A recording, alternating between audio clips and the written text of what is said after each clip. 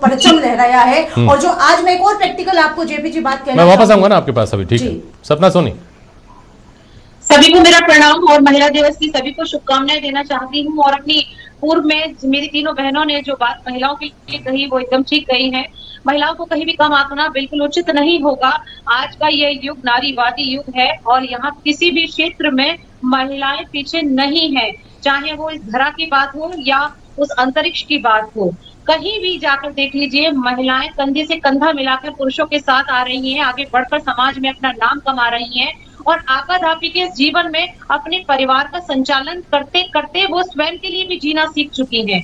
तो बस इतनी सी बात कहना चाहती हूँ अभी मैं कि महिलाओं को आंकना, कम आंकना, ये ना इंसाफी होगी। आज की महिला, आज की नारी कहीं भी पिछड़ी हुई नहीं है, कहीं भी कमतर पुरुषों से नहीं है।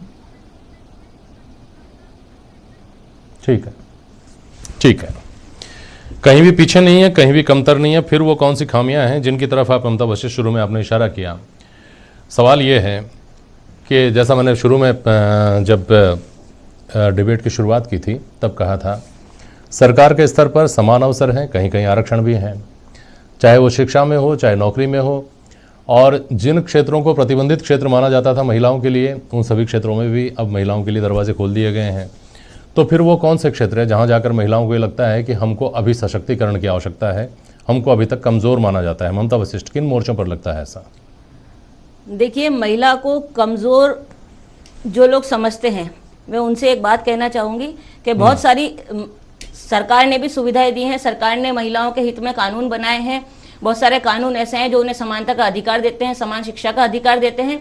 लेकिन इसके बाद भी जब आज हम आए दिन न्यूज़ में सुनते हैं, खबरों में देखते हैं कि किसी महिला का मतलब उनके जो कार्यस्थल पर शोषण हुआ है या किसी महिला का बलात्कार हो गया है, और उसके बाद जो हमारी न्याय व्यवस्था है, जो सबसे मेन हमारा जो एक हमारा ध्यान उस तरफ जाना चाहिए कि जो हमारी न्याय व्यवस्था है वो कमज़ोर है। क्योंकि बहुत सारे लोग महिलाओं के प्रति अपराध करने के बाद बहुत लंबे समय तक उनमें फैसले आते हैं और उसके बाद जो अपराधी हैं खुलेआम घूमते हैं। तो मेरे हिसाब से तो जहां तक है कि न्याय व्यवस्था और जैसे भी सरकार ने जो नियम कानून बनाए हैं, हाँ, उनको और अधिक कठोर करने की आवश्यकता है, ताकि कानून व्यवस्था के अलावा और महिलाओं के प्रति होने वाले जो अपराध हैं, यौन अपराध खासतौर पे, उसके अलावा उस पर तो बात करेंगे, उस पर बात होती रहती है, उसी पर सबसे ज़्यादा बातचीत होती है। और ये दुर्भाग्य है कि सिर्फ उस पर बातचीत होकर रह जाती है।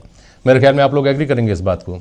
तमाम दूसरे पहलू ऐसे हैं जिन पर अगर काम कर लिया जाए तो शायद कानून व्यवस्था के इकलौते मोर्चे पर आपको बात नहीं करनी पड़ेगी। जैसे मैं बताता हूँ आपको, वसुंधरा चौहान नाम की एक बच्ची, हमारी धौलपुर की बच्ची, उसने हथियार बंद बदमाशों को गिरफ्तार करने में मदद की। आज उसको एसआई बनाया गया, सीधी भर्ती, राजस्थान पुलिस की सब इंस्पेक्टर होगी वो।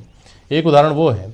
दूसरी उदाहरण वो बच्चियां हैं जो दरिंदों की दरिंदगी का शिकार होकर बेचारी घर में सुसाइड कर लेने को बेहतर विकल्प मानती हैं।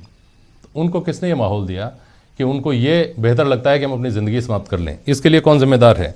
तो ये जो खास तौर पर सुरक्षा का, महिलाओं की आत्मरक्षा का ये जो मामला है, इस पर तो बहुत व्यापक बहस होती आई है और बहुत व्यापक बहस होगी, और मुझे लगता है कि उसका रास्ता ढूंढना बड़ा मुश्किल है। लेकिन तमाम जो दूसरे पहलू हैं, जैसे निमिषा गौड़ आपने कहा कि दृष्टिकोण में अंतर हो सकता है लेकिन महिलाओं की स्थिति सुधरी है, वो अंतर कहाँ रह जाता है निमिषा? देखिए जेपी जी, सर्वप्रथम तो सोचने की जो दृष्टिकोण है, उस दृष्टिकोण का अंतर यह है कि आज पश्चिम की सोच में है और आज भारत की सभ्यता संस्कृति की सोच, जो दौड़ हमने भौतिकतावाद की और पश्चिम की और दृष्टिकोण करके जो आदर्श और विकास का प्रतिमान जिन्हें मान लिया, और आज सोशल मीडिया के माध्यम से जो सबके सामने आया कि वहाँ समान वेतन के लिए, सम्मान के लिए जूझ रही है वहाँ की महिलाएं, तो उसकी तुलनात्मक दृष्टिकोण से जब भारतीयता की तरफ देखा जाता है तो भारत में सदैव सम्मान और सम्मानपूर्ण स्थान मिला है, चाहे राजपाट में देख लीजिए, चाहे आज देख लीजिए। तो इस दृष्टिकोण को परिवर्तित करने की और देखने की दृष्टि जो है वो परिवर्तित करनी होगी। कहीं ना कहीं हमारे मतलब आपके हिसाब से ये है ना कि भारत में तो बहुत बेहतर स्थिति में महिलाएं हैं। भारत के अंदर जो घटनाक्रमों की फहरिस्ती हो रही है, अभी बात कर रही थी ममता जी की सरकार कानून लाती है, सरकार राजस्थान की जो भक्ति, शक्ति, त्याग, सेवा का प्रतीक जो राजस्थान की धरा है, आज जिस तरह से दुष्कर्म और बलात्कार और अपहरण की फहरिस्ती लिस्ट जो बन गई है उस पर प्रश्न चिन्ह है, चाहे वो कानून व्यवस्था से इतर बात करें चाहे न्याय की। तो दोनों को त्वरित कार्रवाई के माध्यम से रोका जाए। एक भयभीत होना चाहिए अपराधी कि भय करने से पहले वो सोचे कि अपराध इतना भयावह है। तो दंडित जब तक नहीं होगा तब तक ऐसी घटनाक्रमों को शह मिलती रहेगी। तो जिस राजस्थान का नाम पूरे भारत में नहीं, अब तो वैश्विक स्तर पे था, वहां आज प्रश्न चिन्ह लग गया है। और रही बात